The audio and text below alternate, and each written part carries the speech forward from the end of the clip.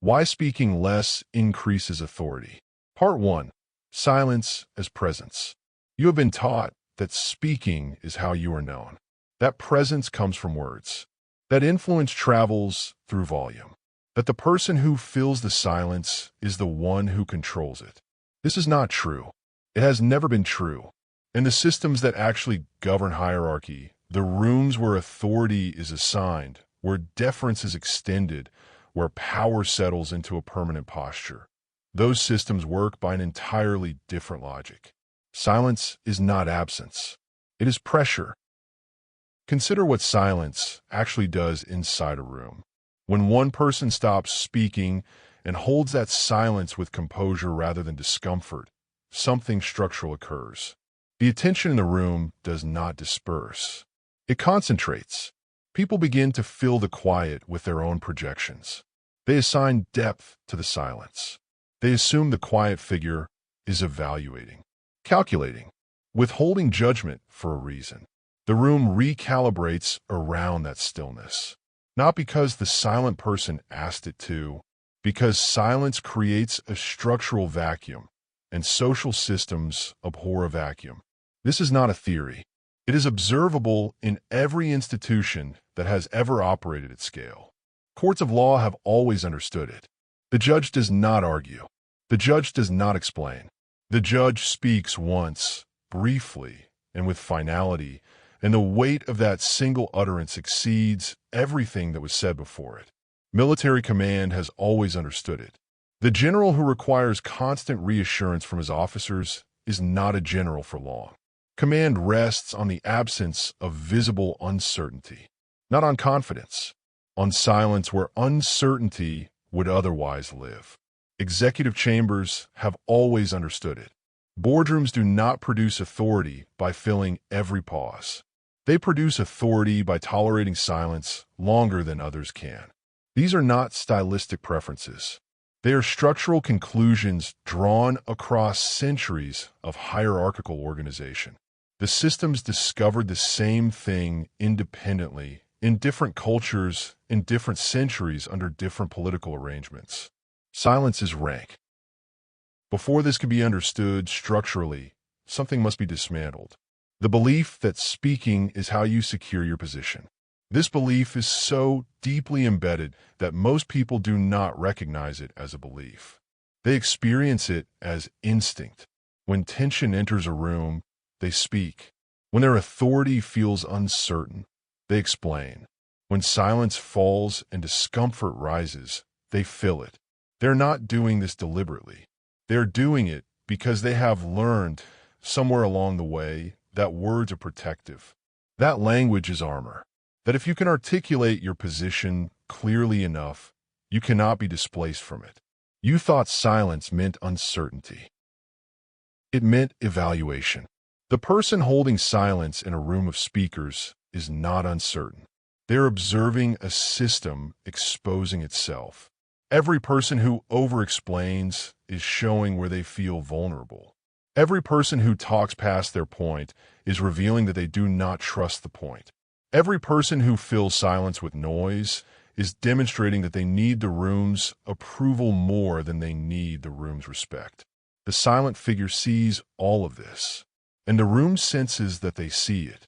This is why the quiet person in a meeting often accumulates more authority than anyone who spoke. Not because they withheld brilliance, but because their restraint broadcast structural security. Watch what happens in a senior executive meeting when the most powerful person in the room has not yet spoken. The others talk more, not less. They speak with slightly elevated energy. They glance toward the silent figure while addressing someone else. They organize their words not for the room, but for that one quiet listener. When the executive finally speaks, and it will be briefly, and it will be late in the conversation, the room changes temperature. Not because what was said was extraordinary, because the silence before it created the structural conditions for authority. The words land differently when they have been preceded by controlled absence. Timing creates gravity. Restraint creates weight. Silence is not the absence of authority. It is its accumulation. There's a concept worth examining precisely here. Verbal leakage. When a person speaks excessively, not in error, not out of ignorance, but out of structural anxiety, they leak. They release into the room information they did not intend to release. Not information about their knowledge, information about their position. Every unnecessary word signals that the speaker does not fully trust the ground beneath them. The person who explains their reasoning without being asked is not clarifying. They are requesting approval for a decision already made. The person who circles back to a point they already made is not reinforcing. They are uncertain the point was accepted. The person who fills every conversational pause with elaboration is not being thorough. They are demonstrating discomfort with the silence between their words and the room's response. Each of these is a leak, a small, structural confession. The room reads them. It does not process these signals consciously, but responds to them.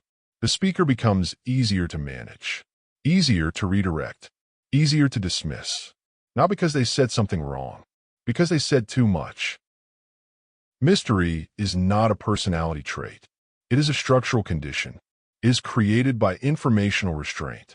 When a person reveals less than they know, they force others to construct a version of them from incomplete data.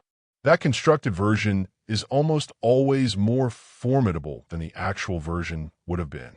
Not because people imagine extraordinary things, but because uncertainty expands perceived depth. The mind cannot tolerate an incomplete picture for long.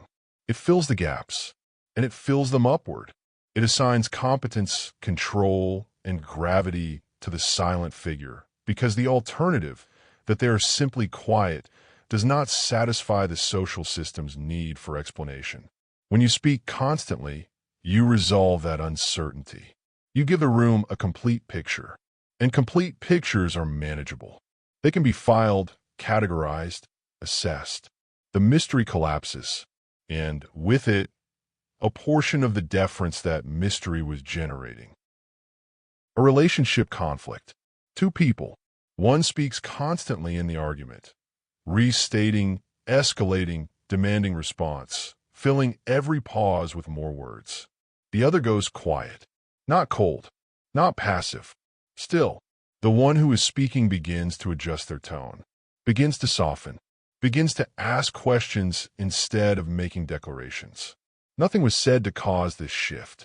The silence caused it. The one who stopped speaking stopped losing ground. And the one who could not stop speaking began to understand, somewhere beneath strategy, that they were no longer controlling the conversation. They were filling it. And filling is not the same as controlling. There is a structural difference between filling a space and commanding it. Filling is reactive. Filling happens because the silence felt dangerous. Filling is what social anxiety produces when it enters a room. Commanding is something else. Commanding does not require volume.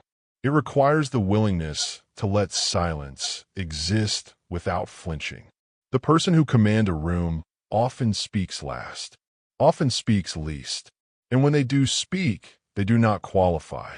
They do not apologize. They do not elaborate past the point of clarity. They say what is structural. Then they return to silence. The room registers this and adjusts. Why do powerful figures speak less? This question carries a surface answer that most people reach quickly. That powerful people do not need to speak because their position speaks for them. That title and rank reduce the obligation to perform. This is partially true, but it is the smaller part of the truth. The deeper answer is this. Power is not protected by silence. Power is created by it. The figure who speaks less does not conserve authority the way one conserves a finite resource. They generate it. Every time they hold a pause and let the room adjust to that pause, they have made a structural deposit. Every time they decline to explain themselves when explanation is expected, they have widened the distance between their position and the position of everyone watching. That distance is not arrogance. It is hierarchy, and the quieter the figure, the wider that distance becomes. Not over years, sometimes over minutes. A negotiation. Two parties. One position is stated. Then silence. Not a long silence. 3 seconds. 5. The opposing party speaks first. They do not realize what just happened, but something structurally significant just occurred. The willingness to sit inside a pause, without filling it, without softening it, without signaling discomfort, transferred leverage across the table. The one who fills the silence after a stated position has conceded before the negotiation continued. Not in terms. In posture. Posture governs outcomes more than arguments do. This is where the social conditioning runs deepest. People are trained to treat silence as a problem to be solved. From early development, silence in a conversation signals something broken. A pause is interpreted as disapproval, confusion, or disconnection. And so the reflex develops. Fill the pause. Repair the break. Demonstrate engagement through volume. This reflex is socially appropriate in certain environments. It signals warmth, attentiveness, cooperation. But it is catastrophic in environments where authority is being evaluated. In those rooms, and they are not rare, the reflex to fill silence reads as a tell. A visible flinch, a signal that the speaker values the room's approval more than the room's respect. Approval and respect are not the same thing. They require different behaviors. And in rooms where authority is assigned, approval seeking produces the opposite of what the speaker intended. You believed speaking secured your place. It exposed your need to secure it. In a social group, watch what happens when one person consistently responds to other statements with brief acknowledgement rather than elaboration. Not disengagement, not coldness. Brief, clear, non-expansive response. The others begin to speak more carefully around them. They construct sentences with more precision. They edit themselves before speaking. They become more attentive to whether their statement earned genuine response or simply occupied space. The quiet person has not issued a demand, has not established a rule, has not made any social declaration, but the group has reorganized. The standard of the conversation shifted upward to meet the silent figure's apparent standard. This is structural influence. It moves without announcement. It operates below the level of explicit social dynamics, and it accumulates. There's a pattern that becomes visible once you understand verbal leakage. People talk more when they are losing position, not because they have more to say, because talking has become compensatory. When someone senses their authority is unstable, when they can feel the room not deferring in the way it usually does, the instinct is to reassert through language, to explain more thoroughly, to repeat key points, to be more present, more visible, more verbally active. The person doing this believes they are recovering ground. They are not. They are demonstrating with every additional word that they can sense the ground shifting. And that awareness, that visible sensitivity to status, is itself a signal. The room reads it, not in words, in the slight recalibration that follows. The way people's eyes move, the way follow-up questions are slightly more challenging, the way the pause before deference gets fractionally longer. Nothing is said. The shift is entirely structural, but it has occurred. Contrast this with a different pattern. A figure whose position is stable, genuinely stable, not performed, does not increase verbal output under pressure. They decrease it, not a strategy, because there is nothing to recover. The ground beneath them is not moving, and they know it. This is the structural difference between silence as calibration and silence as technique. Silence as technique is observable. It has a self-conscious quality, a performance of restraint that signals the person knows they are being watched. Silence as calibration is something else entirely. It is the absence of the need to perform. It is what structural security actually looks like from the outside. The room cannot always articulate the difference, but it responds to it differently. The question that should be forming now is this. If speaking too much redistributes authority downward, And if silence accumulates structural weight, then why do most people keep speaking? The answer is not ignorance. It is that silence is uncomfortable in a way that speaking is not. Speaking provides constant feedback. You can hear yourself. You can measure your own output. You know you're being present. Silence provides none of this. It requires the tolerance of a gap between action and response, between position and confirmation, between assertion and acknowledgement. Most people cannot sustain that gap for long without filling it.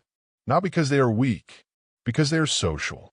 Because every social reflex they have developed tells them that the gap means something has gone wrong. What no one teaches is that the gap is exactly where authority lives. At the front of a large auditorium, a speaker pauses after a statement. Not for effect, for no visible reason at all. The room does not interpret this as a mistake. It interprets it as gravity, as though the statement just made was so structurally significant that even the speaker is letting it settle. This interpretation is not earned by the statement. It is generated by the pause.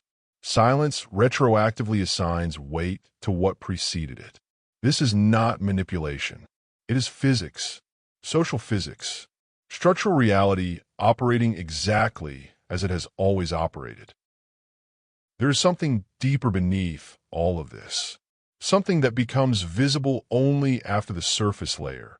Silence as technique, silence as communication style, has been set aside. Silence is an act of informational control. Information creates power when it is scarce. The person who speaks constantly is making themselves fully legible. Their reasoning is visible. Their priorities are exposed. Their emotional temperature is readable. Their uncertainty is audible. A fully legible person is a predictable person. A predictable person is a manageable person. They can be calibrated against. They can be outmaneuvered before they speak, because enough prior data exists to predict what they will say. The person who speaks only when structurally necessary is not fully legible. And illegibility, controlled, composed illegibility, is a form of positional security that no amount of eloquence can replicate. A public space. Two people in conflict. One of them becomes loud, volume rising, gestures expanding, words accelerating. The other becomes quieter, not weaker, quieter. Observers do not align with the louder voice. They observe it. They track it as a kind of spectacle. The quiet voice, when it eventually speaks, carries disproportionate weight. Not because it is wiser, because it did not visibly need to be heard. The loudest voice in any conflict is almost never the one perceived as most powerful. It is the one perceived as most threatened. Desperation travels through volume. Authority travels through restraint. When you speak from a position of composure, the room can hear it. Not in the content of your words, in the pace, in the willingness to pause, in the absence of elaboration past the point of clarity, in the space you allow between your statement and their response. That space is not empty. It is where authority is transferred. The room fills it, and in filling it, they fill it with deference. Not because you demanded it, because structural pressure, sustained long enough, produces structural response. Consider again why powerful figures speak less. The surface answer, that they don't need to prove themselves, was noted earlier. But the structural answer is still emerging. Here is a further layer. Speaking requires something from the listener. It demands their attention. It obligates a response. It creates a transaction. And transactions can be refused, or completed on unfavorable terms, or used as data against the person who initiated them. Silence demands nothing, and the figure who demands nothing has removed a vector of exposure. This is not passivity. This is positional efficiency. Every word you do not speak is a word that cannot be used against you. Every explanation you do not offer is a line of reasoning that cannot be dismantled. Every emotional disclosure you withhold is a vulnerability that remains protected. Silence is not the absence of strategy. It is the consolidation of it. There is a particular kind of silence that most people never learn to inhabit. Not the silence of not knowing what to say, not the silence of discomfort, held briefly before it breaks, not the silence of strategic pause, calculated and released on timing, the silence of not needing to speak. This form of silence does not perform itself. It does not announce that it is happening. It simply exists as the natural state of a person whose structural position does not require verbal maintenance. Rooms feel this. They do not always identify it correctly. They often misname it. They call it calm or depth or presence. But what they are responding to is the structural signal of a person who does not need the room's noise to feel secure. That signal is ancient. It precedes language. It is read in a register below words. And it is the most persuasive thing a person can communicate. The idea that verbal output correlates with influence is perhaps the most expensive misunderstanding a person can carry into rooms where authority is being assigned. It produces a particular trap. The more a person feels the need to establish their position, the more they speak. The more they speak, the more they reveal about the fragility of their position. The more they reveal, the less their position is taken as secure. And the less their position is taken as secure, the more they feel the need to speak. This is a structural loop, and it is self-sustaining. The only exit from this loop is not a communication technique. It is not a strategy or a method or a framework. It is the structural decision to stop treating silence as a problem, to let it exist, to occupy it without flinching, to allow the room to do what rooms always do, fill silence with projection, and to let that projection work in your favor. Here is what has been established, not summarized, not concluded. Structural weight accumulates in silence, not in speech. Verbal excess signals instability more than it signals competence. Mystery is generated by informational restraint. Rooms recalibrate around composed stillness, not around volume. People fill silence with projection, and that projection operates in the favor of whoever holds the silence.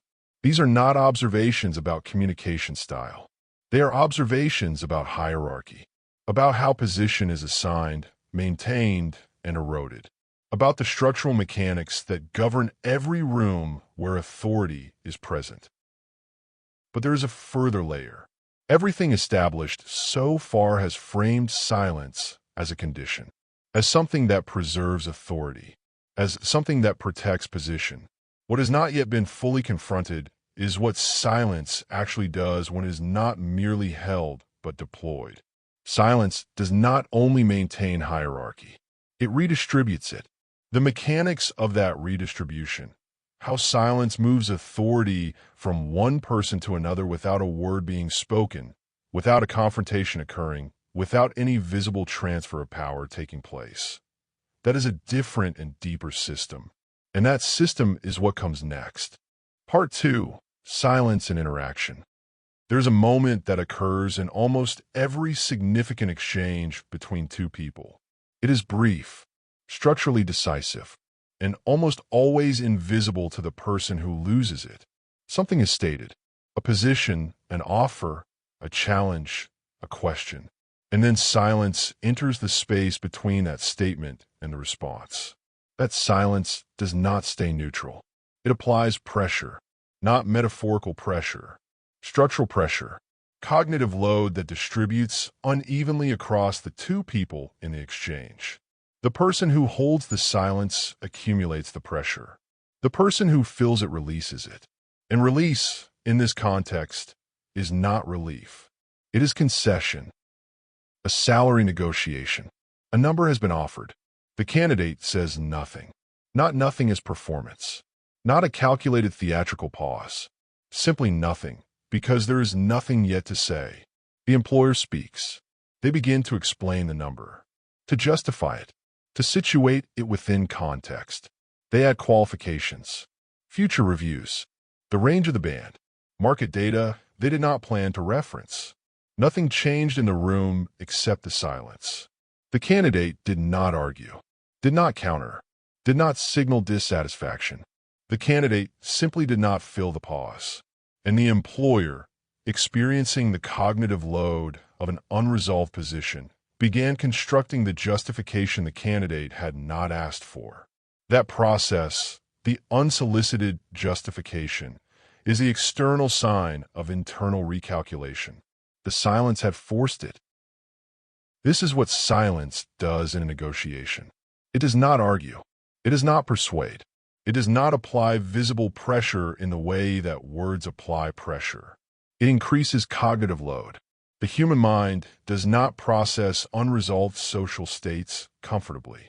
When a position is offered and no response comes, the offering party must do something with the silence. They cannot hold an unanswered offer without discomfort.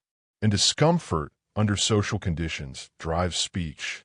That speech reveals the edges of the position, where the flexibility is, where the vulnerability is, where the number was not actually the number. The candidate learned all of this without asking. A buyer in a sales exchange. The price has been stated. The features reviewed. The pitch delivered. The buyer nods slightly, says nothing. The seller continues. They begin to add value. Services not mentioned before, guarantees, flexibility on terms, a discount framed as exclusive and time-limited. The buyer did not ask for any of this. The silence asked for it. Every additional offering the seller produces is an involuntary mapping of the space between their stated position and their actual one. By the time the buyer finally speaks, they possess a more accurate picture of what is actually available than any amount of questioning would have produced. Because questions tell the seller what the buyer needs. Silence tells the buyer what the seller fears. There is an architecture to how leverage moves inside a room. It does not follow volume. It does not follow seniority. It does not follow the person with the most information or the clearest argument. It follows stillness. The still figure in a negotiation, the one who can tolerate the gap between offer and response, draws the room's pressure toward themselves and holds it. The other party, unable to sustain the unresolved state, begins to move. And movement, in a negotiation, almost always means adjustment, not capitulation. Adjustment, a small recalibration of the stated position toward the silent one. Not because the silent person is right, not because they are stronger, because the cognitive weight of unresolved silence is heavier than the psychological cost of slight concession. A proposal in a boardroom. The presenting party finishes, falls silent, does not ask for questions, does not look around the room expectantly, does not fill the air with transitional language, simply stops. The room sits in that silence for 3 seconds. 5. Then someone speaks, not to challenge, to respond. They begin to justify the proposal, supporting it, qualifying it, engaging with it, because the silence demanded engagement. Other voices follow. The discussion is animated. The presenter has not said another word. The silence after the proposal was not a gap. It was an instruction, and the room abated. Understanding silence as structural instrument requires setting aside something that most people carry into interactions. The belief that responsiveness signals intelligence. That quick replies demonstrate competence. That immediate engagement shows that you are present, processing, formidable. You thought responding quickly showed confidence. It showed predictability. The person who responds immediately to every provocation, statement, or question has handed the other party a complete map of their reaction system. Every trigger is visible. Every pressure point is located. Every emotional threshold is exposed. This is not intelligence. This is legibility. And in rooms where power is negotiated, legibility is a liability. Public criticism. A comment made in front of others. Targeted. Calculated to produce a visible response. The figure who responds immediately, who rises to the challenge, who counters, who defends, has confirmed that the challenge landed. Not because their defense is weak, because the speed of the defense signals that the criticism found purchase. The room observes this. It notes the speed, and the speed registers as evidence of the wound. The figure who does not respond immediately, who allows the criticism to exist in the room without rushing to dismantle it, has communicated something entirely different.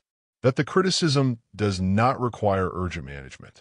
That may be because it is false, or because it is irrelevant, or because the figure's position is secure enough that a challenge does not threaten it. The room does not know which, and that uncertainty is the point. In a social group, a subtle insult lands, the kind wrapped in humor, the kind where responding directly feels like overreaction. The person it is directed at has three options. They can laugh it off, performing comfort they may not feel, which reads as either genuine security or graceful suppression of something real. They can push back, which escalates and confirms that the comment was significant enough to warrant engagement. Or they can simply not respond at all. Not a cold refusal. Not visible offense. Just the quiet absence of acknowledgement. The third option is the most structurally powerful, because it removes the reward.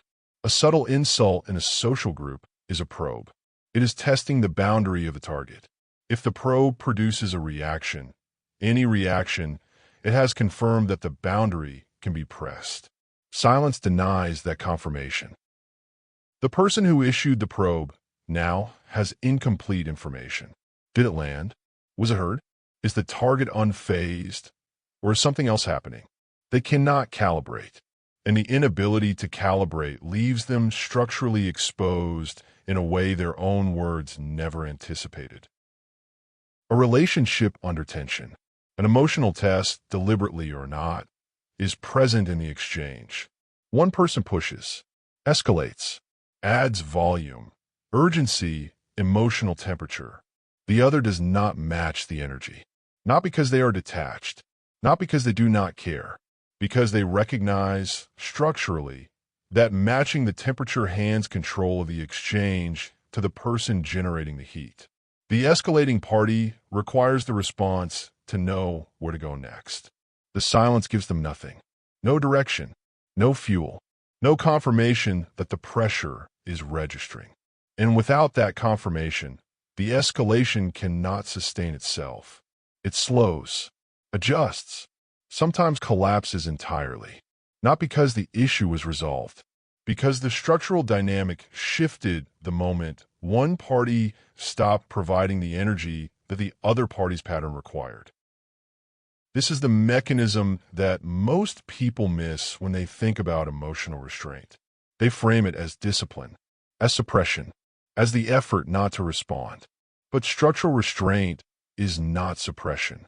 Suppression is effort applied to a reaction that wants to exist. Structural restraint is the absence of a reaction, not because the person does not feel, because they do not feed. The distinction is significant. Suppression is visible. It has a quality of containment. The contained reaction still shapes the face, the posture, the pace of breathing. A room can feel suppression. Structural restraint has no signal to read. The person is not containing anything. They're simply not providing the escalation system with what it needs. There is a concept in the mechanics of interaction that deserves precise examination. Conversational ground, not metaphorically, structurally. In any exchange, one party occupies higher conversational ground than the other. Higher ground does not mean louder, does not mean more articulate, does not mean more aggressive. Higher ground means less obligation to defend. The person who has stated a position and does not feel the need to elaborate on it holds higher ground than the person who is busy explaining why their position is correct. One person in a meeting makes a recommendation, briefly, then stops. Another person challenges it, asks for justification. The first person provides a single sentence of clarification, then returns to silence. The challenger asks another question. The first person answers once more. briefly, without elaboration. The challenger continues. And at a certain point, a structural point, not a spoken one, the room begins to notice something. The challenger is working hard. The first person is not. And the observation that one person is working much harder than the other to sustain the exchange begins to function as evidence. Evidence that the person who is not working holds the stronger position.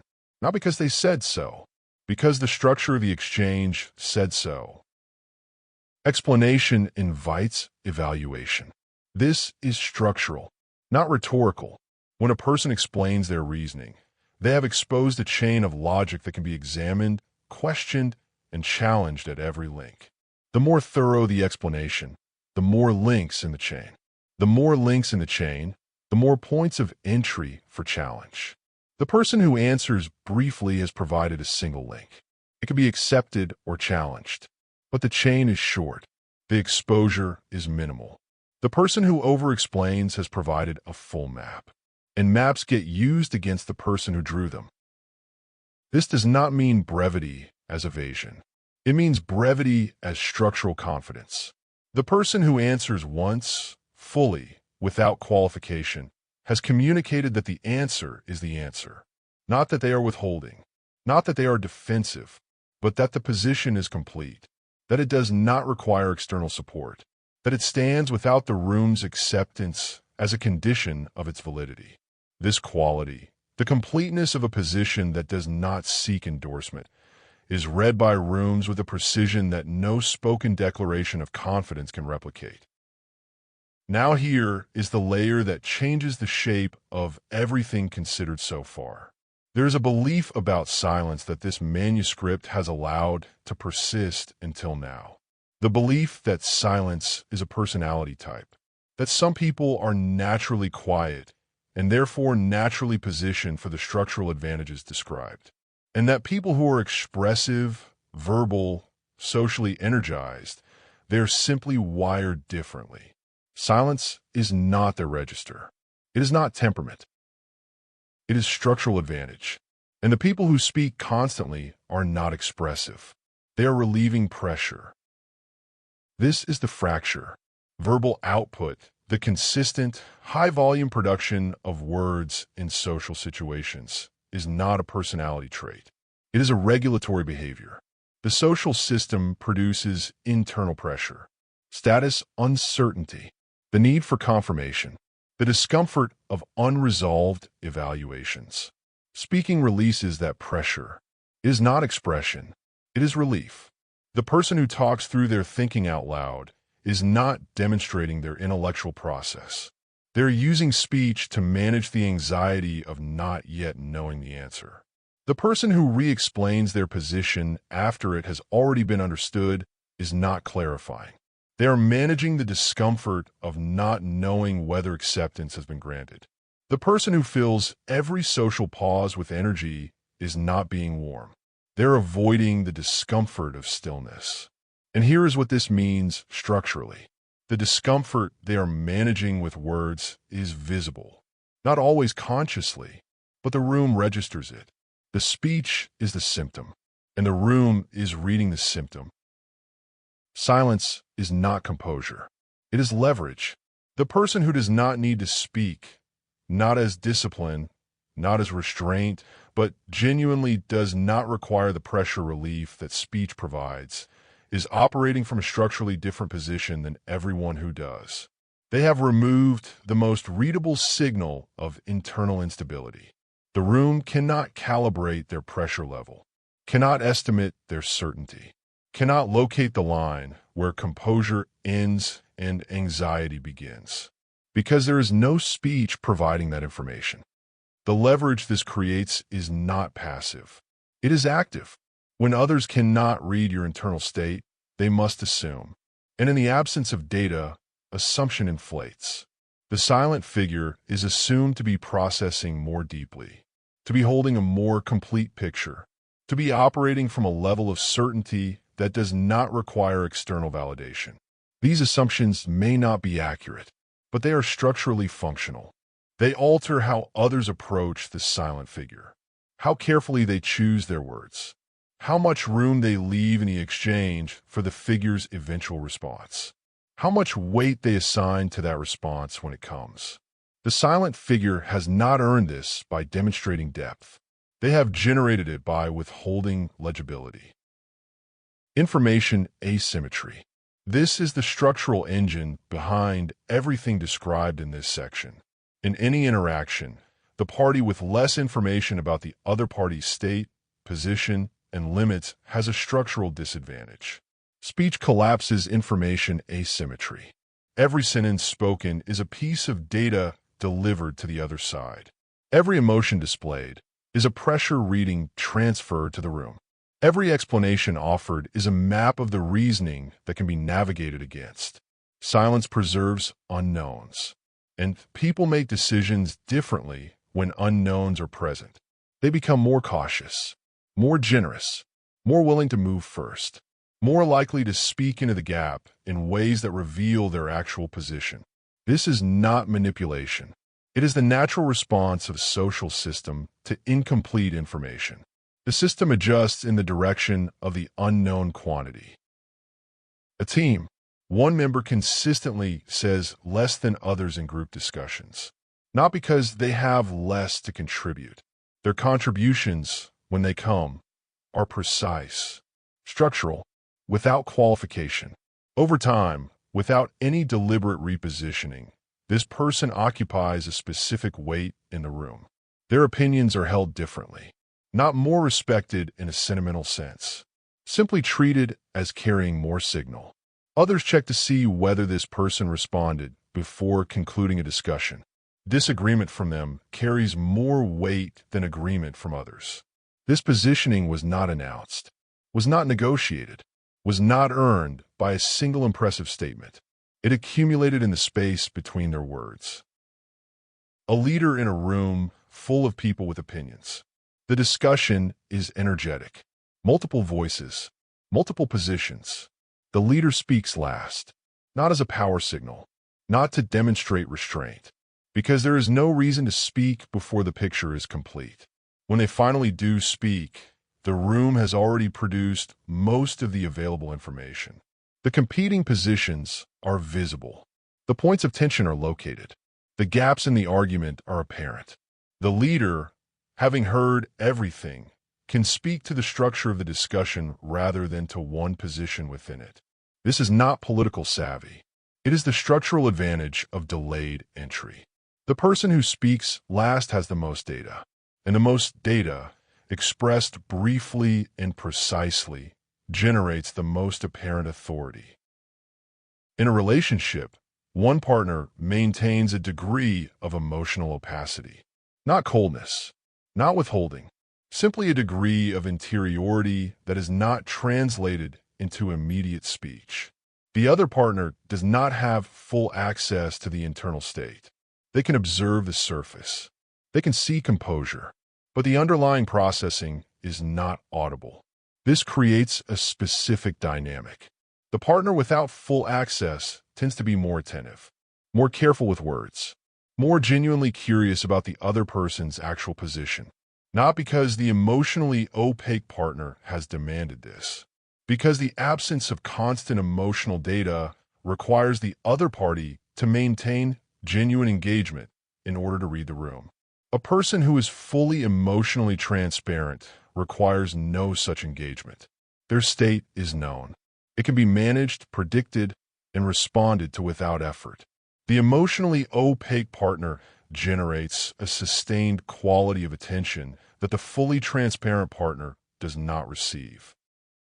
Why do the most powerful figures speak last, or not at all? This question has been present in the architecture of this manuscript since it was first introduced. The surface answer has been provided. They do not need to prove themselves. The structural answer has been partly exposed. Speaking last yields maximum information. Speaking rarely generates informational scarcity.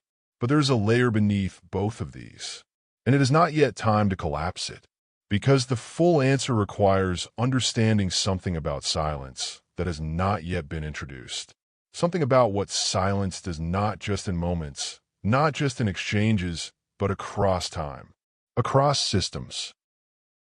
Return for a moment to the mechanics of a negotiation. The silence that holds a pause after an offer. The cognitive load that generates unsolicited justification. The structural concession that occurs before a word is spoken in response. Now expand this to every significant exchange a person participates in. Every position stated, every offer received, every criticism leveled, every emotional provocation present. If a person consistently holds rather than fills, answers once rather than elaborates, does not respond immediately to provocations, does not manage their internal pressure through speech, what accumulates is not just authority in individual moments. What accumulates is a structural reputation, a consistent signal that the person's position is stable, that they are not in need of the room's confirmation, that the space around them is compressed, dense with withheld information, sustained composure, and the particular weight that comes from not needing to perform. That reputation begins to precede them into rooms they have not yet entered. This is the mechanism that answers the question of why silence redistributes authority rather than simply preserving it. Preservation is static, a held position, a maintained state. Redistribution is dynamic, a structural shift, authority moving from those who expose it continuously to those who do not. The constant speaker provides the room with everything it needs to manage them. The silent figure provides the room with nothing it can use to calibrate.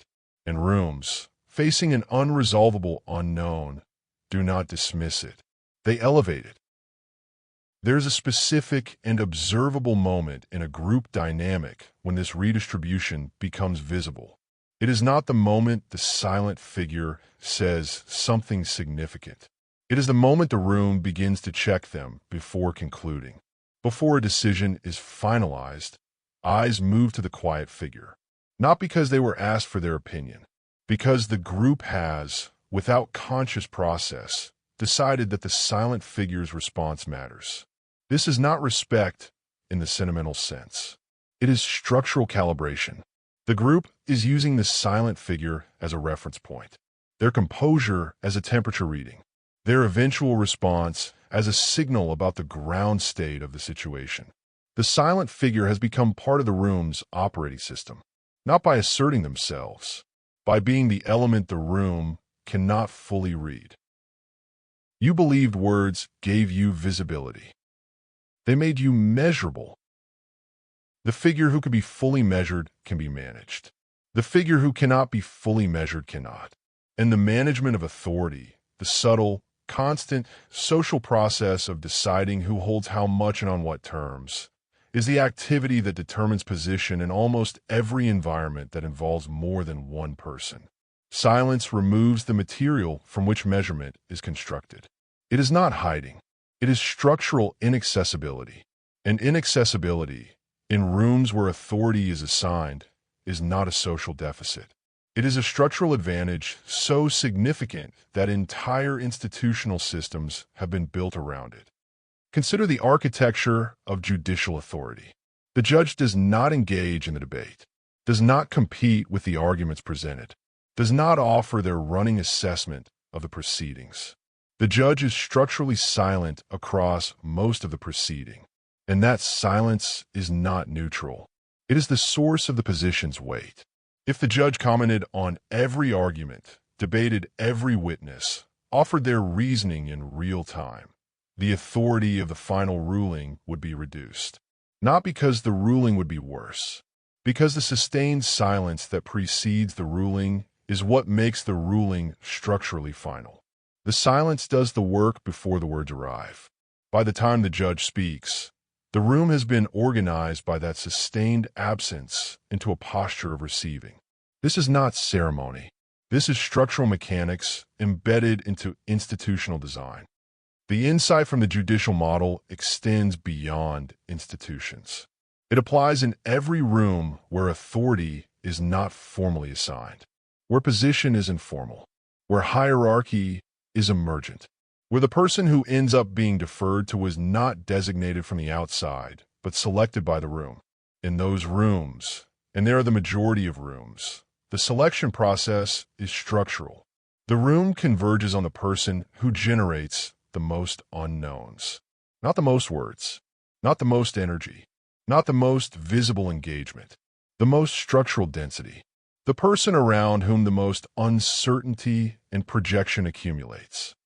What has been exposed in this section is the movement of silence from condition to instrument.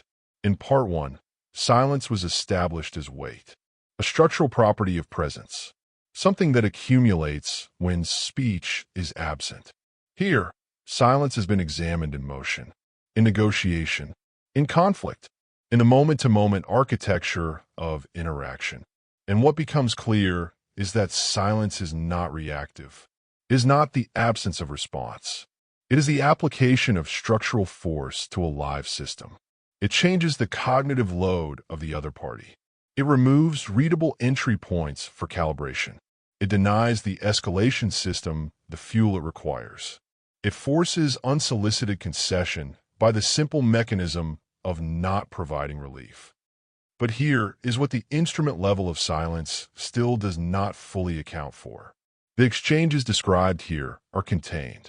A negotiation, a meeting, a conflict, a group dynamic. They have edges. They end. What silence does inside those contained systems is now clear. What has not yet been examined is what silence does across systems. Not in a moment, not in a room, in the structure of an environment over time.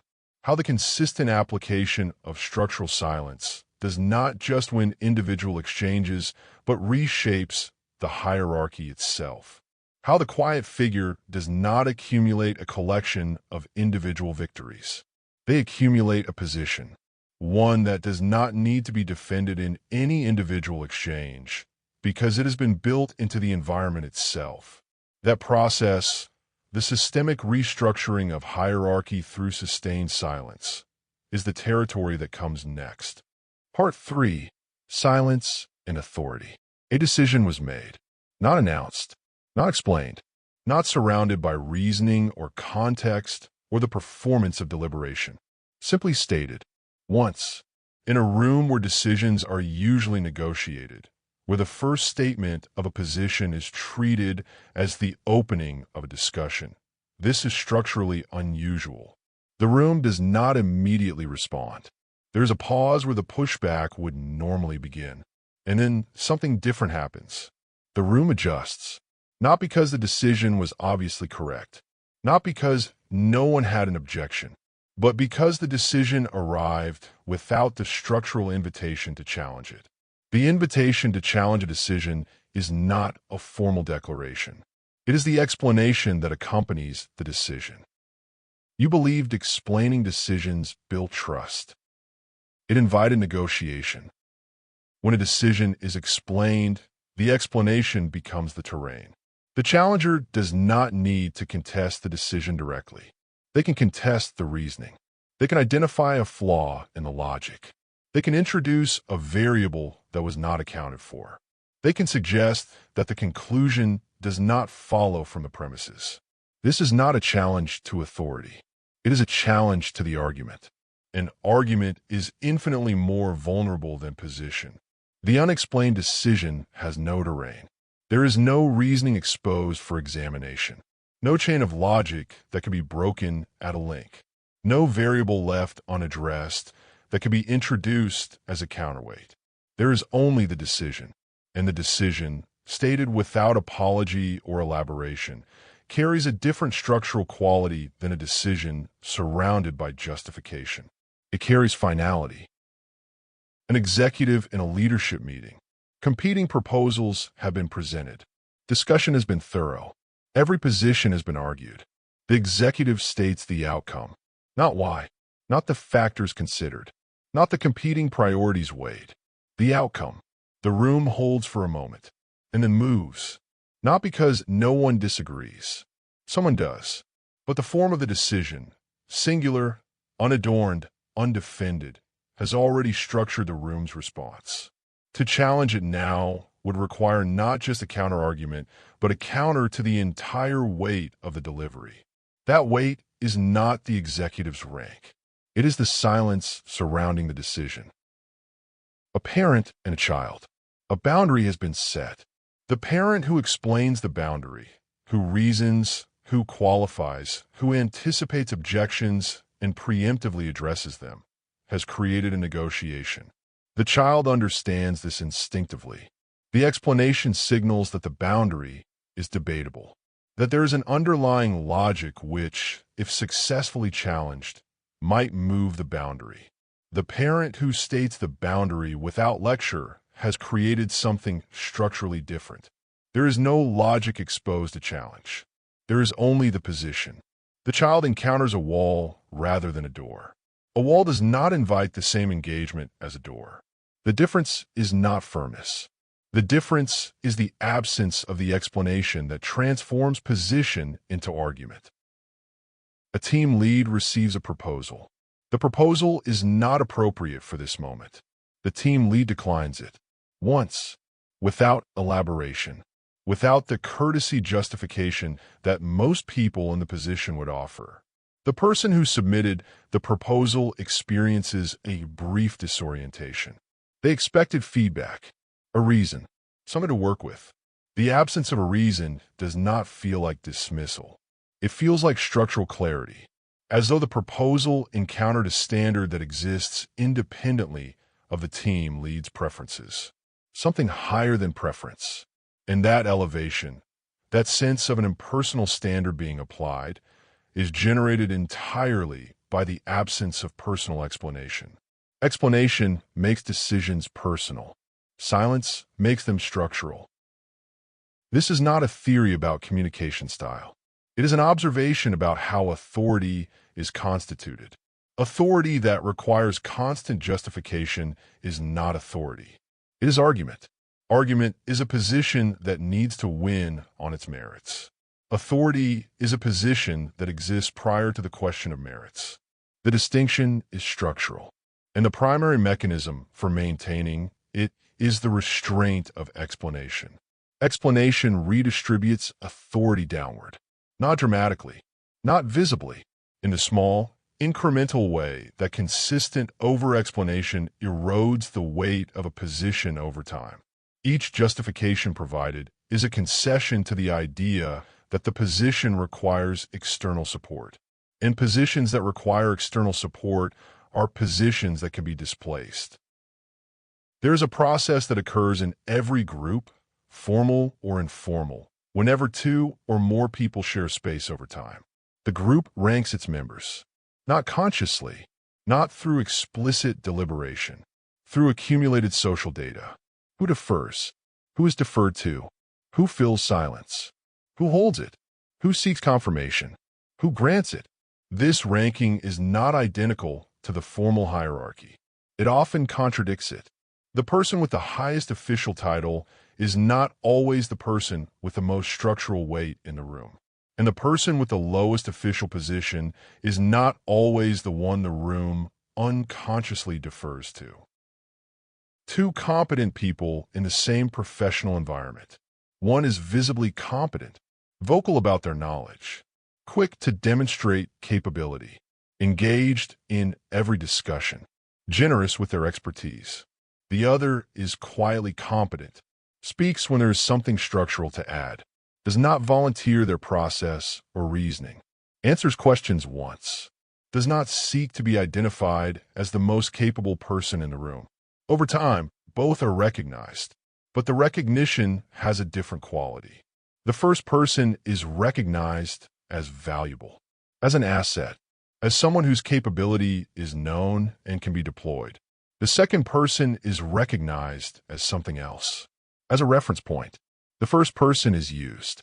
The second person is consulted. The structural difference between those two positions is not the result of superior competence. It is the result of informational restraint. The first person made themselves fully legible. The second person did not. In a social setting, a figure enters who does not perform. They do not signal warmth through excess. They do not fill pauses. They do not rush to establish common ground. They are present, responsive when addressed, but not performing engagement. The group begins without deciding to project onto this figure. Competence is assumed. Judgment is assumed. An internal richness is assumed because the surface does not answer all questions. Others modulate their behavior slightly. They become slightly more precise, slightly more considered, not because the quiet figure demanded it, because silence raises the perceived register of any room it enters. People measure power by stability, not volume. This has been approached from several angles now, but it deserves exact structural precision before moving deeper. Stability is the capacity to remain unchanged under pressure. Volume is the attempt to produce change through force. The person who raises their voice, argues more intensely, escalates the emotional register. They are applying force. Force is legible. It is visible. It has a direction and a target and an intensity that can be read. The person who does not respond to pressure with force, who becomes quieter, more precise, more contained, has displayed something entirely different. They have displayed that the pressure did not move them. And an entity that pressure cannot move is not measured as a participant in the exchange. It is measured as ground. The room does not argue with ground. It stands on it. There is a structural cost that accumulates when a position is repeatedly restated. Not the cost of time or clarity. The cost of perceived certainty. A position stated once signals that the speaker believes the position to be complete, that it does not require amplification, that it has arrived at its destination and does not need to travel further. A position stated twice signals that the speaker is not certain the first statement was received as intended. A position stated 3 times signals that the speaker is managing their own uncertainty about compliance. And by the 4th repetition, something structural has shifted. The position is no longer a position. It is a negotiation. A leader sends an instruction to their team. It is clear, direct, actionable. 2 days later, the leader follows up, repeats the instruction, adds context, emphasizes the importance. The team receives a signal, not the signal the leader intended. The signal they received is that the original instruction was uncertain in its authority. That follow-up was required. That the leader is monitoring for compliance in a way that suggests compliance was not assumed. And an instruction whose authority is uncertain is an instruction whose execution is optional at the margin. The repetition did not reinforce the instruction. It diluted it. A boundary in a close relationship. The boundary has been stated. The other person understood it. Then it is restated, with additional explanation, with emotional context, with a framing of why it matters, and then restated again. What the other person hears, beneath the words, is that the boundary requires maintenance, that it is not self-sustaining, that it needs to be re-erected each time it is approached. A boundary that needs constant re-erection is not a structural feature of the relationship. It is a recurring negotiation, and recurring negotiations have outcomes that shift. A manager sends a detailed clarification email about a policy. The policy was not unclear. The clarification was sent because the manager was uncertain whether their authority over the policy would be accepted without explanation. The team reads the email and registers correctly that the manager is not certain of their own standing. Not because the email said so, because the over-clarification said so.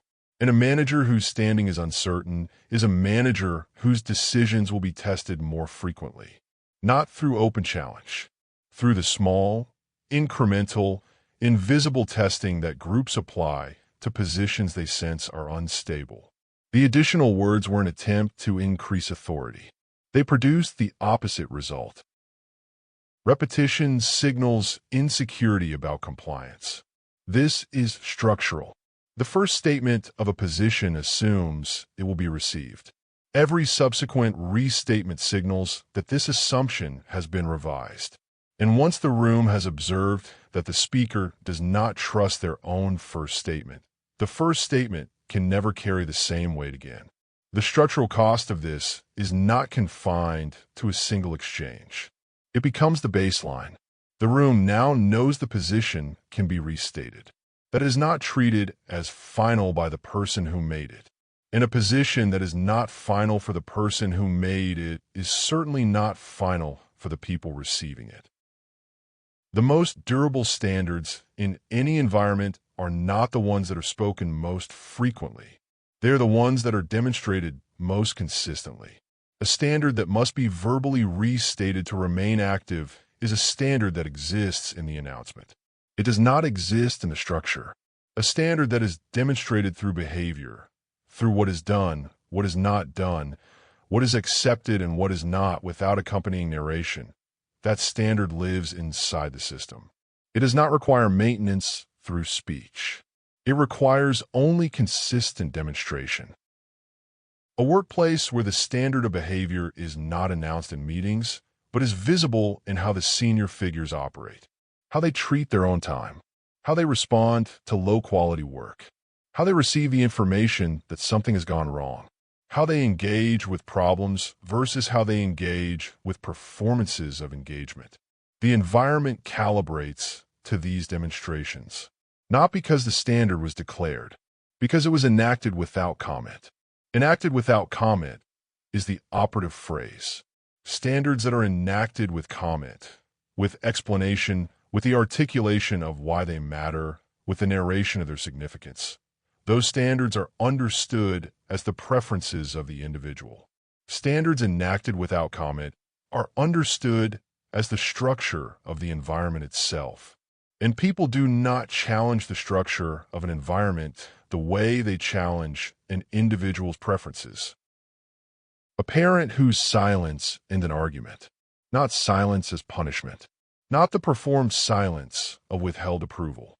The silence of a person who has reached the end of a discussion and does not feel the need to announce that the discussion is over. The child, mid-argument, encounters the absence of fuel. The argument has been running on response, on engagement, on the back and forth that sustains it. The silence removes the mechanism, not harshly, without drama. The discussion simply has nowhere to go. And the child's relationship to the standard, the thing that was being argued against, shifts slightly, not through explanation, not through reasoning, through the structural experience of encountering a position that did not move. A position that does not move becomes, over time, part of the landscape. Landscape is not challenged. It is navigated. Why does silence reduce rebellion? The question is structural, not psychological. Rebellion requires a target. The target is not the standard itself. The target is the person behind the standard, their preferences, their authority, their personal investment in the outcome. When the standard is articulated verbally, when a person is its visible advocate, the rebellion has direction. When the standard operates through demonstrated behavior and consistent structural application, the target is less clear. There is no argument to win against, no justification to defeat, no person to outlast. There is only the structure. And structures, unlike preferences, do not wear down under sustained challenge. They exist prior to the challenge and remain after it. A public figure whose restraint commands respect, not someone who performs restraint, not someone who makes silence their brand. Someone whose relationship to public commentary is characterized by deliberate scarcity. They speak when there is something structural to say. They do not fill every available space with their presence. They do not respond to every provocation. They do not provide continuous emotional data. The public response to this figure is specific. When they do speak, coverage is different. Attention is different. The weight assigned to the statement is different. Not because the statement is better than what others say, because the scarcity of prior statements has created a condition in which this statement is treated as signal. When everything is signal, nothing is signal. When most things are noise and a specific element is signal, that element carries disproportionate weight. The restraint created the condition for the weight. Now the stress dimension. Position under pressure is the most revealing test of structural authority.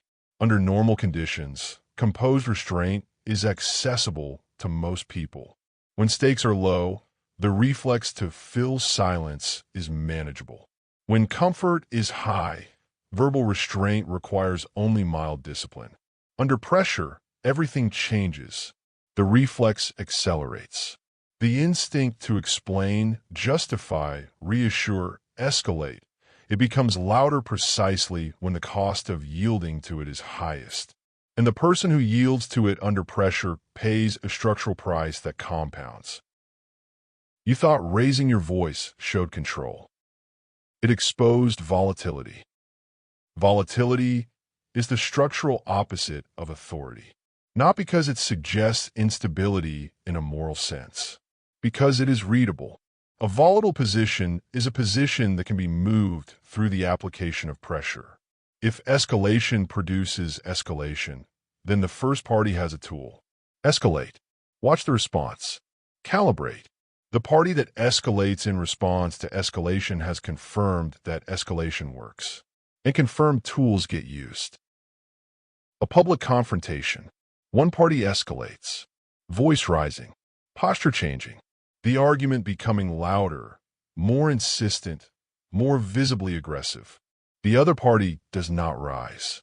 They speak at the same volume, the same pace, with the same absence of urgency they had before the escalation began. The escalating party must now make a decision. Continue escalating into the absence of matching response, which means their escalation is increasingly visible as one-sided, as performance without effect, or de-escalate, which means the escalation itself has failed to produce a result. Neither option recovers the structural position they had before they escalated.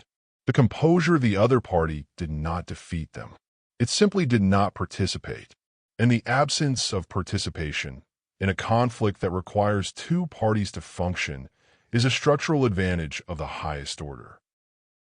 In a high-stakes negotiation, the pressure is different from a standard exchange. The numbers are larger. The timeline is compressed. The stakes are known to both parties. In this environment, the standard verbal reflexes intensify. The impulse to fill silence becomes more urgent. The impulse to explain, to demonstrate reasonableness, to signal goodwill through words, all of it accelerates. The party that yields to these impulses has revealed their anxiety level.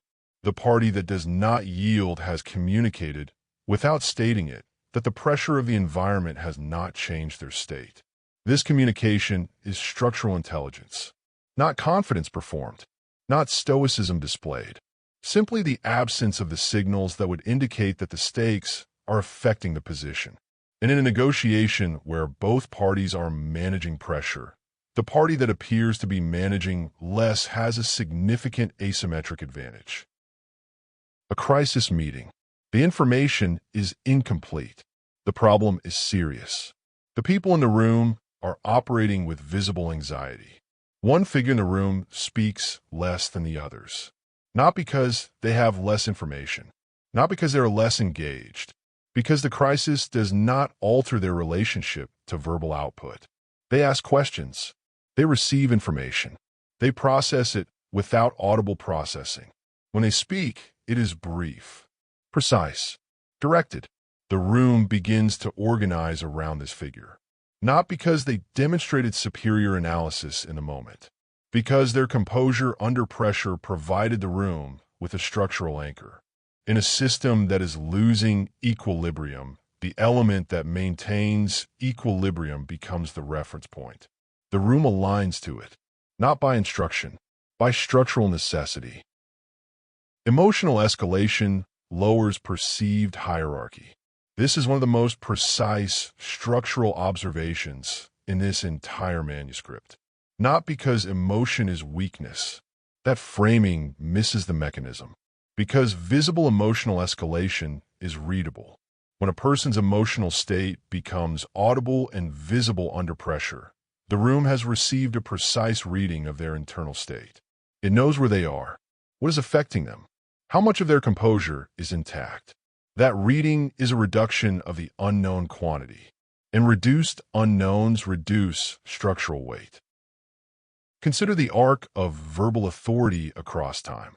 A person who enters an environment as a vocal, highly visible, energetically engaged presence generates immediate social traction. People know them quickly. They're easy to read, easy to engage, easy to like. This is not without value, but the structural cost begins accumulating from the first day. Every exchange reveals data. Every emotional display provides calibration material.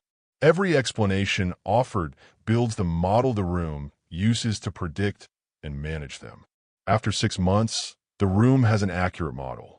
After a year, the model is complete. After 2 years, the model is operational. And an operational model means the person is manageable before they speak. Their likely position is known. Their triggers are mapped. Their pressure points are located. Their probable responses to various situations have been observed and recorded. The verbal leader has burned their authority, not through a single mistake, through the consistent, generous, well-intentioned provision of the data required to manage them.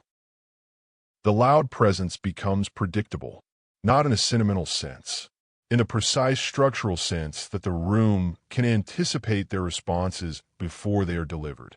And anticipation reduces the weight of the response, not because the position is wrong, because the response was already incorporated into the room's calculation before it was spoken. The predictable voice is heard, but it is not surprising. It is not restructuring.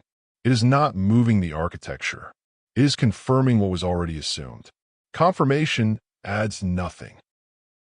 The predictable presence becomes manageable. This is the terminus of verbal overexposure. Not dismissal, not disrespect. Management.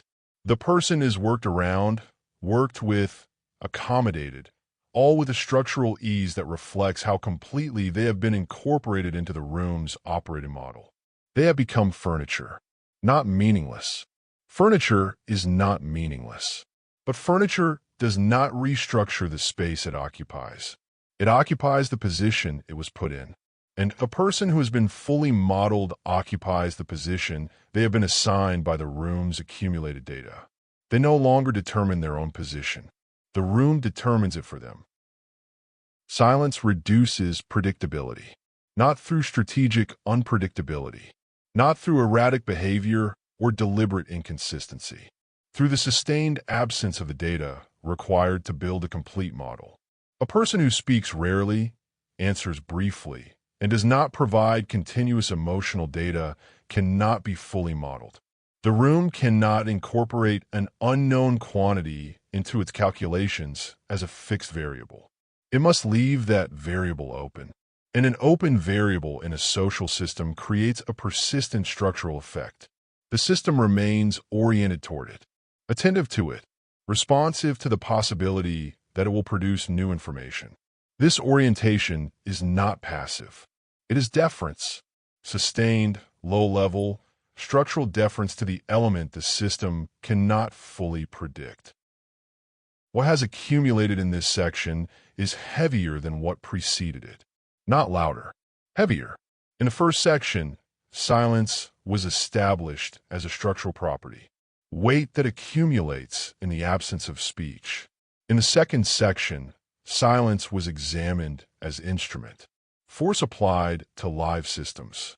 Here, silence has revealed itself as architecture, a structural feature of a position's design, the decision that arrives without explanation and resists the invitation to become argument, the standard that lives in behavior rather than announcement, the composure that does not yield to pressure and thereby becomes the room's reference point, the restraint that prevents the complete modeling that enables management.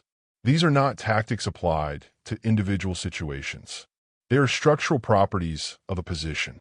The position that possesses them does not need to defend itself in every exchange.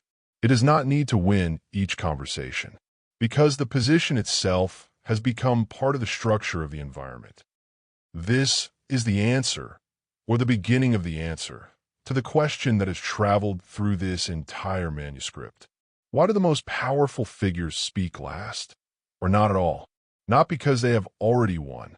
Not because they are above the exchange. Because they understand, consciously or structurally, that speaking is exposure. And exposure is the material from which vulnerability is constructed. And vulnerability, not weakness in the moral sense, but structural openness to recalibration, is what limits a position's reach. The position that does not expose itself cannot be fully modeled. The position that cannot be fully modeled cannot be fully managed. The position that cannot be fully managed determines its own weight in the room. But there's still a dimension that has not been entered. Everything examined so far, the weight of silence, its mechanics in interaction, its function in authority architecture, has been examined as a structural reality, as something that exists, that operates independently of choice, that produces effects whether or not anyone in the room is aware of it. The dimension that has not yet been fully confronted is silence as deliberate force, not the silence that is the natural byproduct of structural security, not the silence that accumulates passively from informational restraint, the silence that is deployed, that is directed, that is applied to specific targets in specific moments with specific structural intent, the silence that does not merely protect a position or preserve an authority that already exists, the silence that moves against a position, that strips it of deference, that isolates it, that rearranges the hierarchy without issuing a single word of challenge. This is the territory of silence as strategic leverage, and that territory opens now. Part 4. Silence as leverage. There is a figure who does not attend every meeting, not because they are unavailable, not because their time is scarce in the ordinary sense, because presence, deployed continuously, becomes ambient. And ambient things are not weighted. They are assumed. The figure who appears at every gathering, fills every discussion, occupies every available space. That figure becomes part of the baseline. The room does not adjust when they arrive. The room has already incorporated them. The figure who does not appear at every meeting occupies a different structural position. When they enter, the room registers the entry, not because of rank, because the absence that preceded the arrival created a condition, and that condition is anticipation. You believed constant engagement maintained influence. It diluted anticipation. Anticipation is not enthusiasm. It is structural orientation toward an unknown that is not yet resolved. The room that has always seen the figure has no anticipation. The figure's next statement, their next position, their next response, all of it is pre-incorporated into the room's operating model. The room that has not recently seen the figure is oriented toward the unknown. What will they say? How will they respond? What has their absence meant? These are open variables. And open variables hold structural attention in a way that known quantities cannot. An executive who speaks last, or not at all. The meeting has been running for 40 minutes. Positions have been stated, revised, argued. The discussion has reached a natural density. The executive has not spoken. The room is aware of this, not anxiously, but structurally. The unspoken position functions as a kind of gravitational presence. The discussion orbits around it without being able to reference it directly. When the executive finally speaks, the room does not continue. It receives. The speech does not need to be brilliant. It does not need to synthesize everything that was said. It simply needs to arrive. Because the structure of the meeting, the sustained silence of the most senior presence, has prepared the room to receive whatever comes next with a weight it would not have had otherwise. The words land in a room that was built to receive them. Silence built the room. An authority figure whose absence changes the dynamic. Not the absence of incapacity, the absence of deliberate restraint. They are known to be aware, known to be watching, but not present. The room operates differently. Conversations are slightly more careful. Decisions are slightly more considered. The behavior of the group calibrates toward an imagined standard rather than toward the explicit instruction of a visible authority. The absent figure is shaping the room more effectively than the present figure would.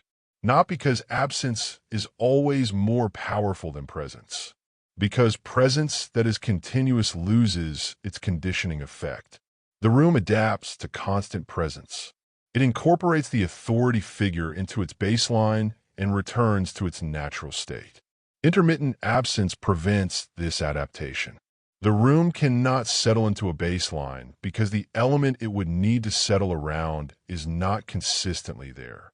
It remains oriented. It remains calibrated. Presence gains power when it is not continuous.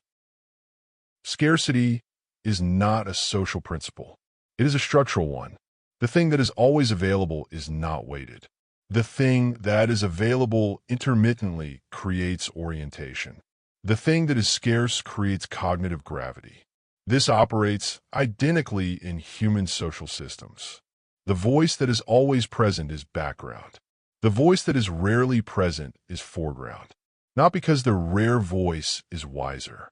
Not because the constant voice is less intelligent. Because the structural effect of scarcity on attention is not a preference. It is a mechanism, and mechanisms operate regardless of preference. Information asymmetry is one of the primary structural engines of leverage.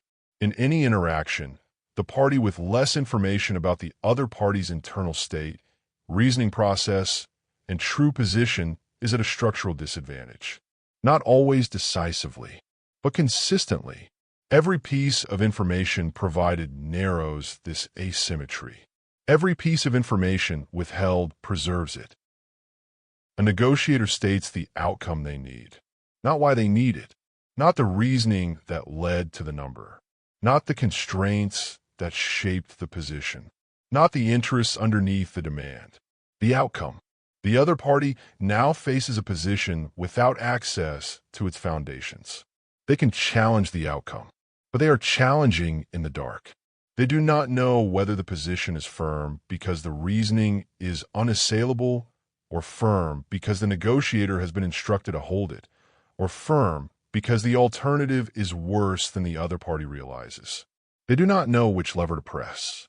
And without knowing which lever to press, they face a choice between accepting the position or challenging it blindly. A position whose foundations are visible is a position with entry points. A position whose foundations are withheld is a position without them.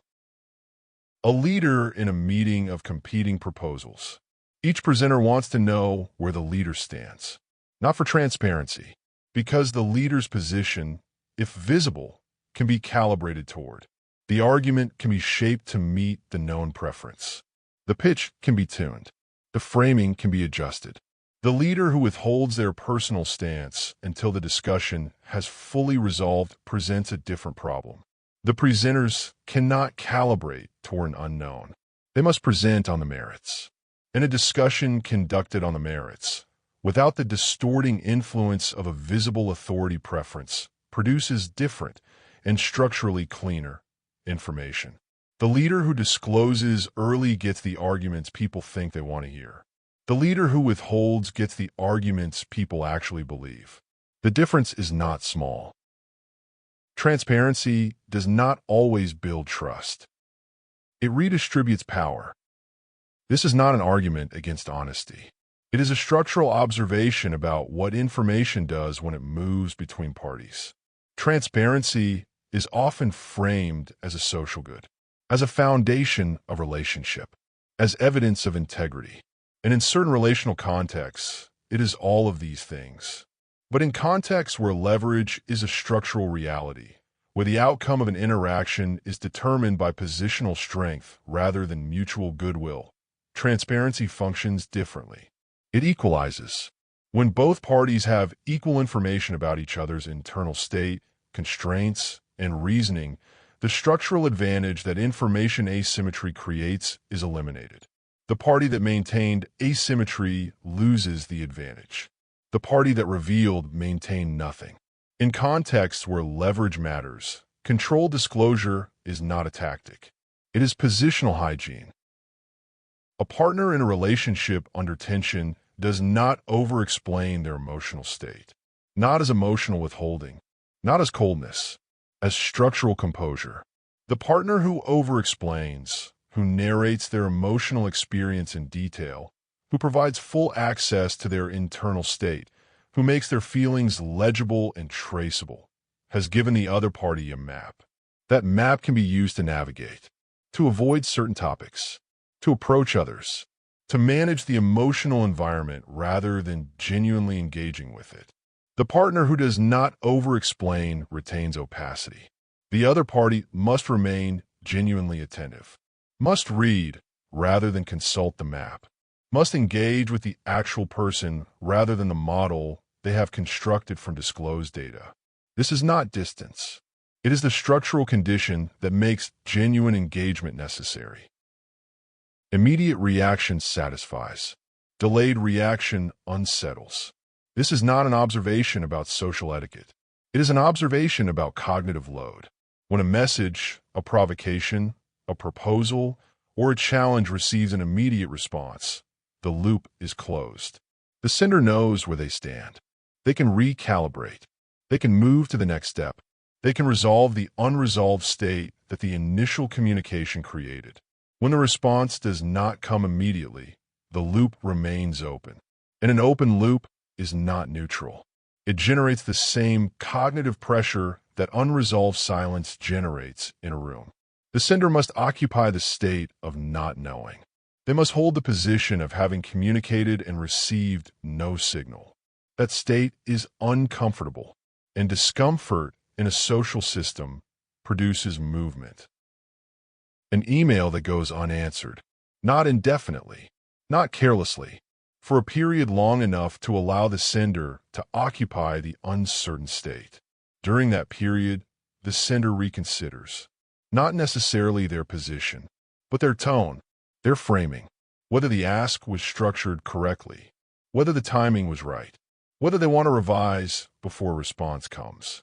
Occasionally, they revise without being asked. They send a follow-up that softens the original, that adds context, that modifies the request. The response has not yet been given, but the sender has already moved. The silence did what argument would have failed to do. A provocation in a professional environment. Something said that was designed to produce a reaction, to test a boundary, to locate a pressure point. The silence that follows is not avoidance. It is the structural decision not to provide confirmation that the provocation worked. The person who issued the provocation now has no data. They do not know whether the silence represents contempt, consideration, indifference, or the gathering of a response they have not anticipated. Each of these possibilities requires a different management strategy, and having to manage multiple possibilities simultaneously without knowing which is operative generates a specific kind of uncertainty that is more destabilizing than any single counter-response would have been. The silence did not close the loop. It opened several. A proposal that receives no immediate feedback. The person who submitted it anticipated a response. Positive, negative, a question, anything that would tell them where the proposal landed. The absence of response is itself a response. It communicates that the proposal is being held in evaluation, that it has not been immediately embraced, that its acceptance is not certain. The proposer begins to revise their expectations, not because they were told to, because the silence created the conditions in which revision felt structurally necessary. When the response does arrive, the proposer has already done part of the evaluative work. They arrive at the conversation slightly more prepared to hear something other than immediate acceptance. The silence has preconditioned the reception. Silence creates space. Space creates tension. Tension creates concession. This sequence is not metaphor. It is the structural arc of delayed response as applied pressure. The space is not empty. It is filled with the cognitive activity of the party who is waiting. The tension is not interpersonal. It is the structural discomfort of an unresolved social state. The concession is not surrender. It is the small, often invisible adjustment of position that occurs when a person has inhabited uncertainty long enough to recalibrate. None of this required argument. None of it required confrontation. None of it required the explicit application of pressure through words. The silence applied the pressure structurally. The system responded to the structure. In high-stakes environments, the volume in the room rises when hierarchy destabilizes. This is structural. When the dominant framework is uncertain, when the established order of the system is under pressure, the voices that previously waited now speak. Multiple positions compete. Competing positions generate noise. Noise generates more noise. And inside that noise, something happens that is often missed. A hierarchy forms. Not the old hierarchy necessarily. A new one, emerging from the structural dynamics of who holds composure while others escalate. You thought assertiveness required intensity. It requires stability. The calmest presence in a high-stakes room does not merely project composure. It becomes the reference point. The room, losing its equilibrium, requires something to orient toward. Something stable. Something that is not visibly affected by the pressure that is affecting everyone else. And it finds that thing wherever composure exists. Not wherever competence exists. Not wherever title exists. Not wherever seniority or experience or knowledge exists. Wherever composure exists. The room aligns to stability because stability in a destabilized system is the rarest and therefore the most valuable structural resource. A crisis room. Several people are speaking simultaneously. Information is arriving faster than it can be processed. The energy in the room is escalating. One figure is not escalating. They are asking short, precise questions. Receiving information without audible reaction. Waiting without filling the wait with noise. Over the course of the next 10 minutes, without any formal reassignment of authority, the room begins to route information toward this figure.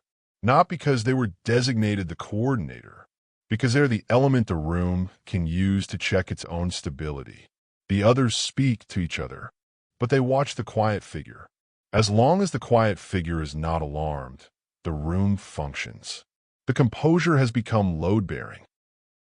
Public criticism in front of an audience.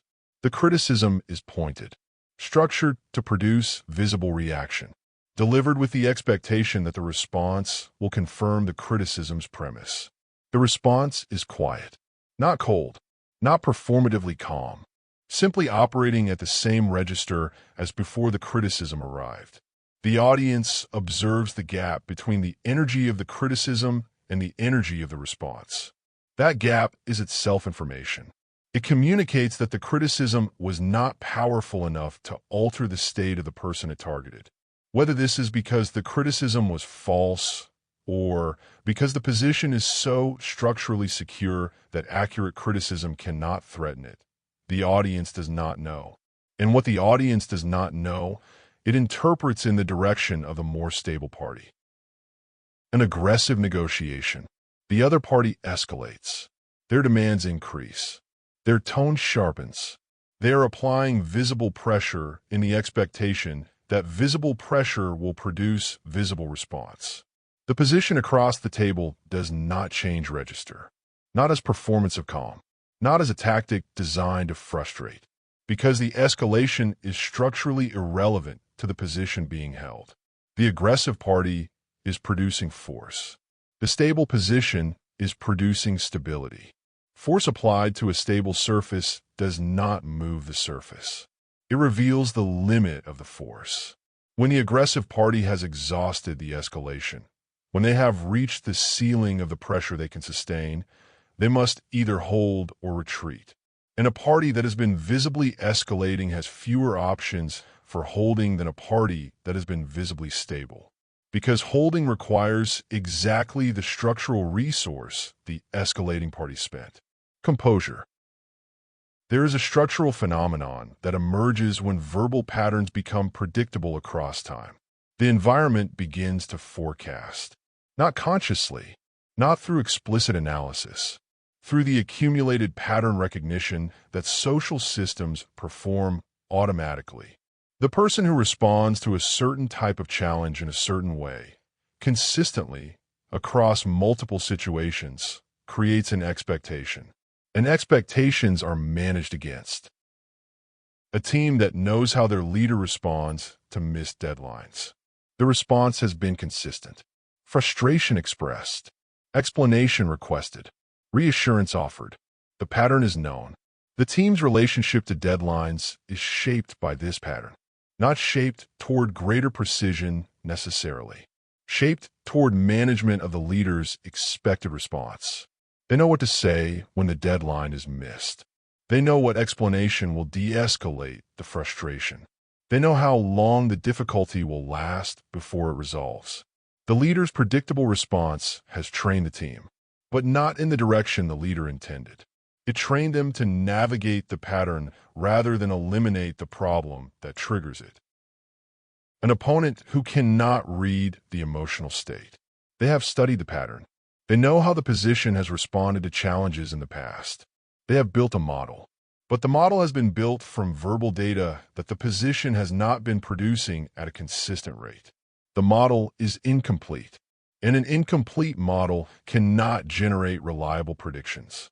The opponent must approach the position with more caution, must leave more room in the strategy for unknown responses, must account for the possibility that the expected reaction will not arrive. This is not a small adjustment. Strategy built around uncertainty is fundamentally different from strategy built around prediction. Strategy built around prediction is efficient. Strategy built around uncertainty is costly. The position that cannot be predicted forces the opponent to pay the cost of uncertainty in every interaction. A group recalibrating in the absence of verbal cues. The leader has not indicated their position on the matter under discussion. Normally, the verbal cues, the small expressions of engagement, the subtle signals of preference, the slight changes in posture and tone that indicate direction, would allow the group to orient. Without these cues, the group cannot converge on an anticipated position. Each member must engage with the actual substance of the discussion rather than with the task of aligning to a visible preference.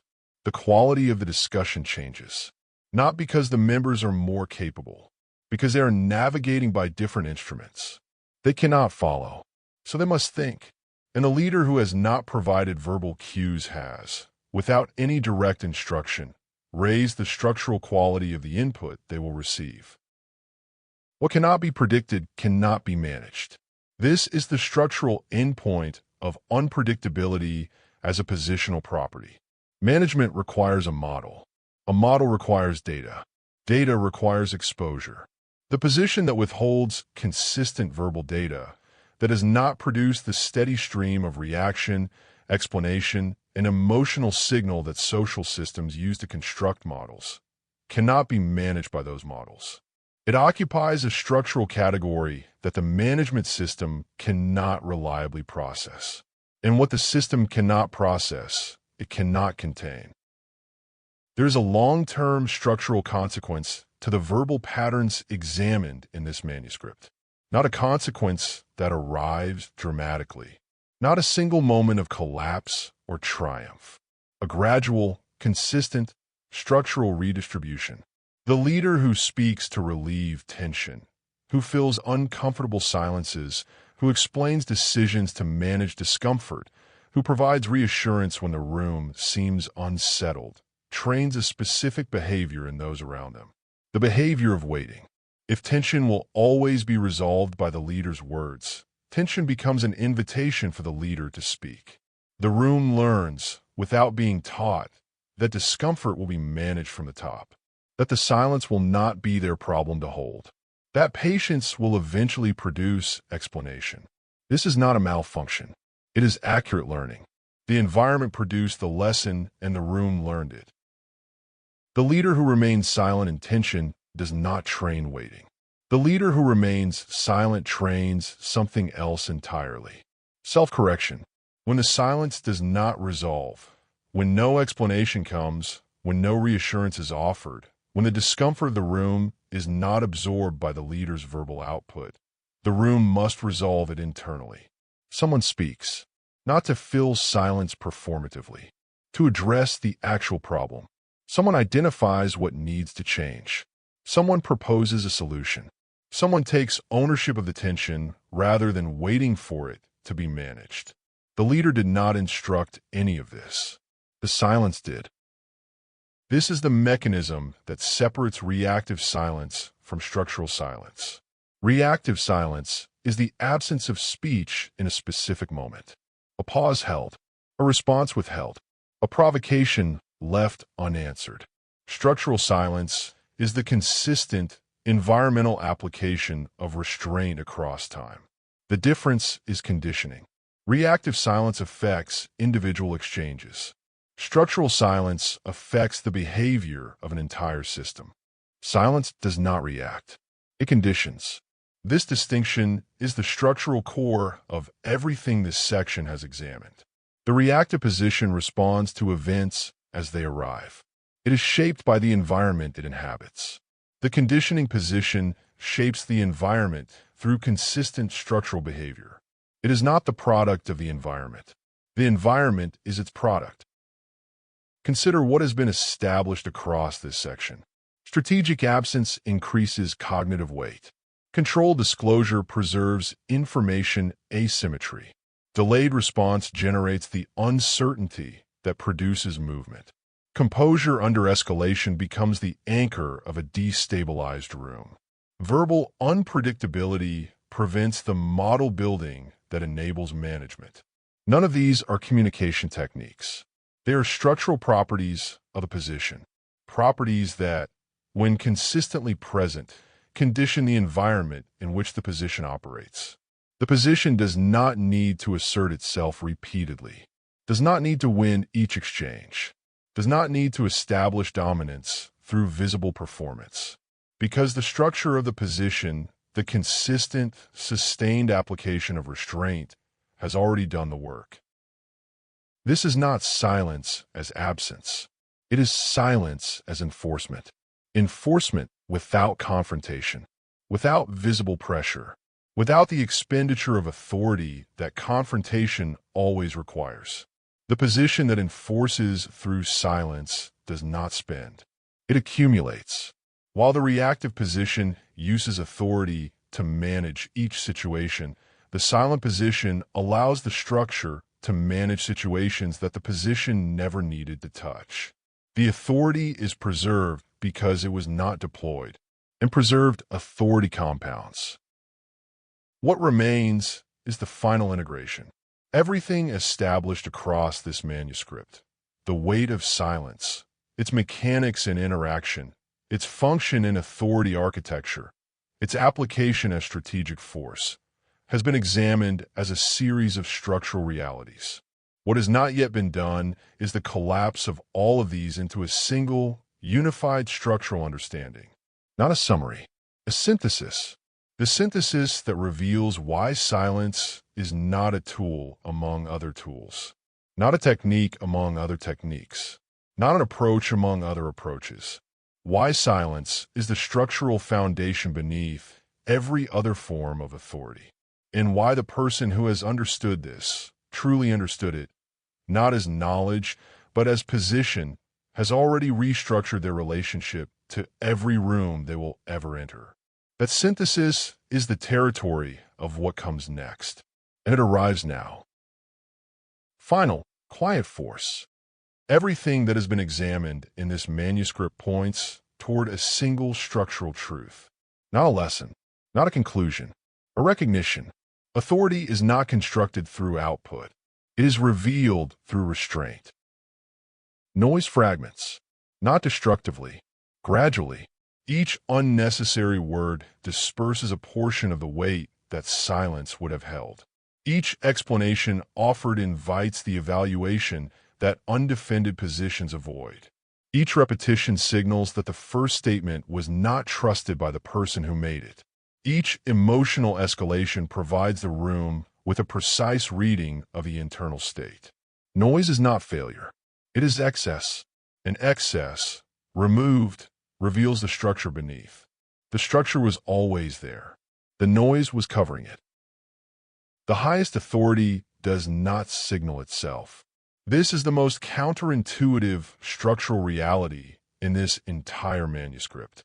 Not because it is difficult to understand, because it runs against every social instinct trained into most people. The instinct says, be visible, assert, demonstrate, perform the qualities that justify the position. The structure says something different.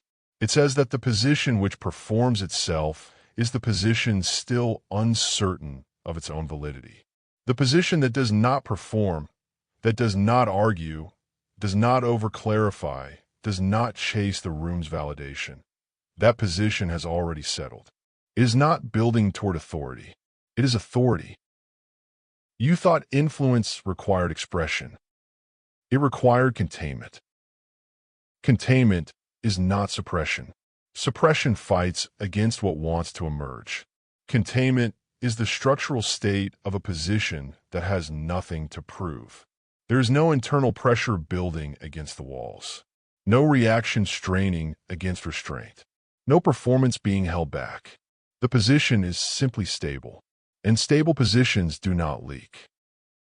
When reactions become visible, authority becomes calculable. When authority becomes calculable, it becomes manageable. The room constructs a model. The model produces predictions.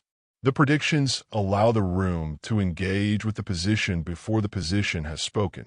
The reaction arrives before the authority has deployed itself.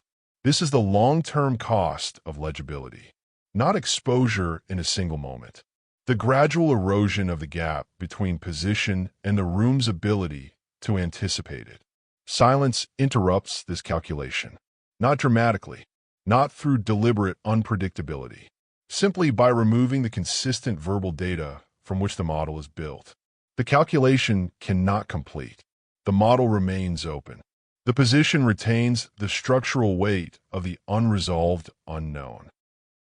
The role stabilizes, not through assertion, not through performance, not through the visible demonstration of qualities that justify it, through the consistent absence of the behaviors that would destabilize it.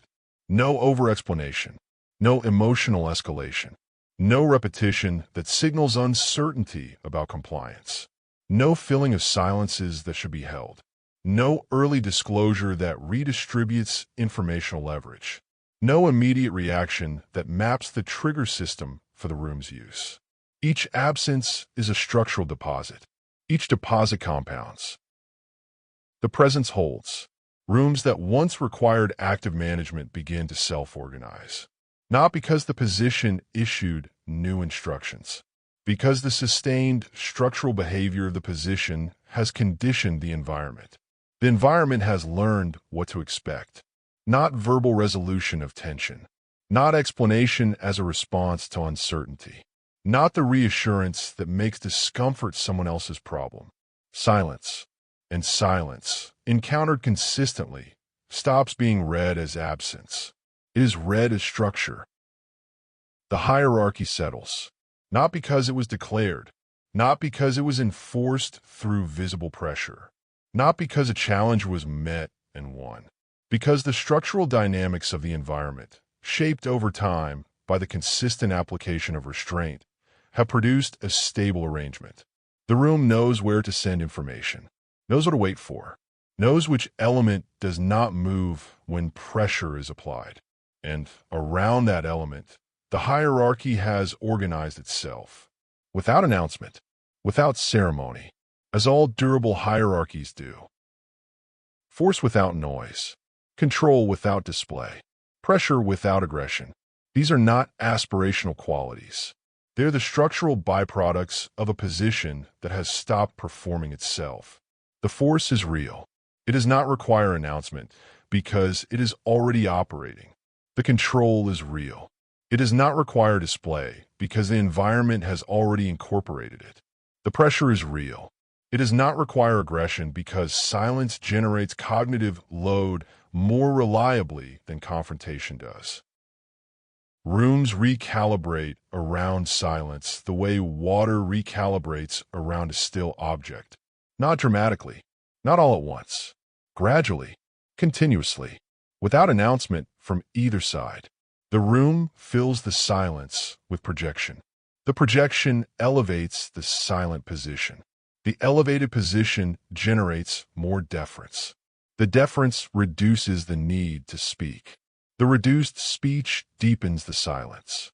The structure is self-reinforcing, not because anyone designed it, because this is how social systems distribute authority when a position stops competing for it. The only remaining question is not whether this works. The structural evidence is complete. The question is whether the position is willing to stop. Stop explaining when the explanation is not structurally required. Stop filling when the silence is working. Stop performing the qualities that the position already holds. The structure does not require effort.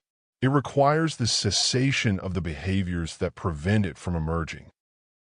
Silence isn't empty. It's pressure.